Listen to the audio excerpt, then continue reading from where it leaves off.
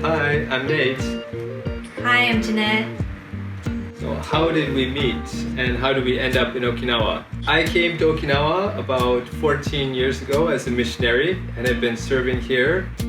Well, I came to Okinawa about 3 years ago, and I was looking for a church to attend, and I ended up in Joy Chapel, the church where Nate is serving in. We started serving together in church, and God led one thing into another, and we got married, and now we're serving together in Okinawa. I was actually studying as a overseas language student near Tokyo for a couple years, and while I was there I was living on my own in a foreign land, so I was feeling a lot of loneliness, and through that feeling I decided to reach out to God and started reading the Word. And through my time studying abroad, actually my faith really grew and started to bloom while I was in this country of Japan.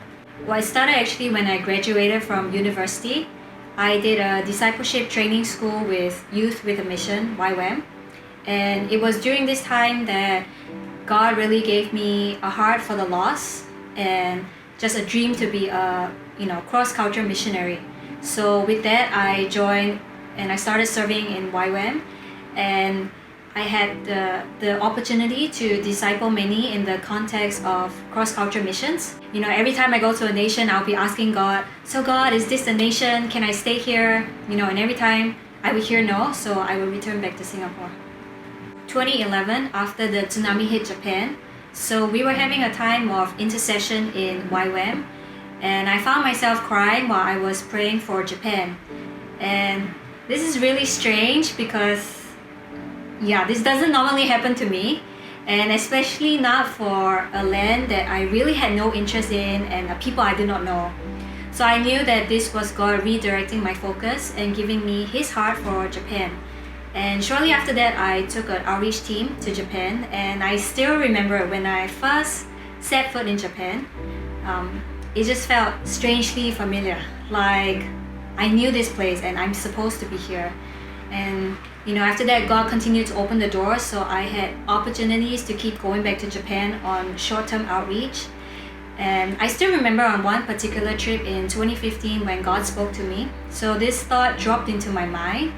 I don't want to just visit this place in summer, but I want to live among the people throughout every season. And I knew that was God calling me to Japan, and He opened the door, and that's how I ended up in Okinawa. Well, my push factor that got me into missions in Japan and Okinawa, that happened while I was studying near Tokyo. As I said, I was reading the Bible and getting into God and growing in my relationship with Him. And one day, as I was about to board a busy train in Tokyo, I looked across the platform and I saw the crowds of people just waiting to get on the train. And this thought came to my mind: how many of these people have even heard of the gospel? How many of them even know who Jesus is? And that really struck me and impressed me. And I realized that was God calling me to this land for a greater purpose than just study or self-improvement, but He had a kingdom to build in this land. And that was one of the push factors that really got me into missions in Japan. Well, since the pandemic began, there's been two major waves in Okinawa, one in April and one in August.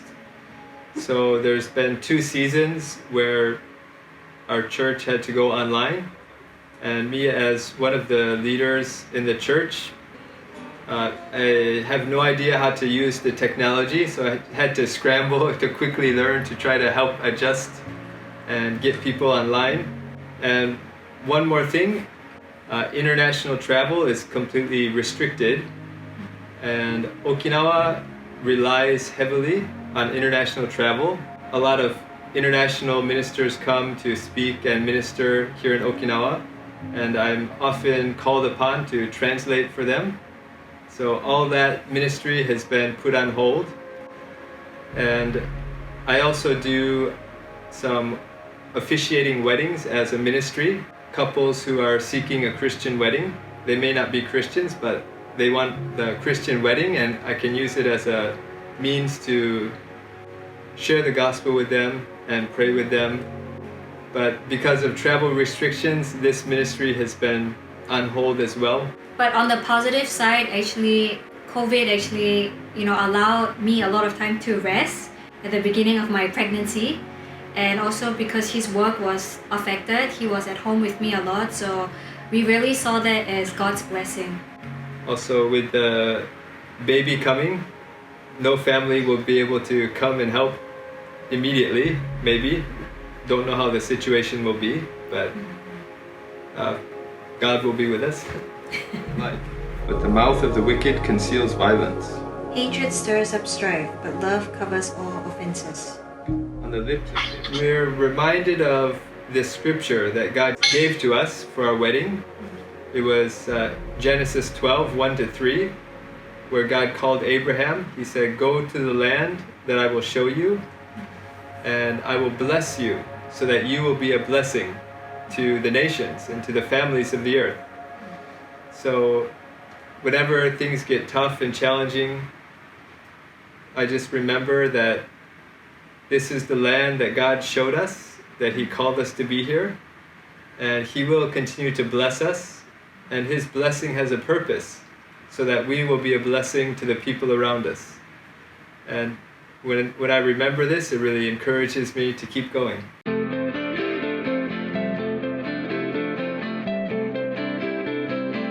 We're so thankful, to be receiving prayers and encouragement from different people. So we're really thankful for that. And we do actually send out a newsletter from time to time to update our supporters, what's going on with us and how you can be praying for us.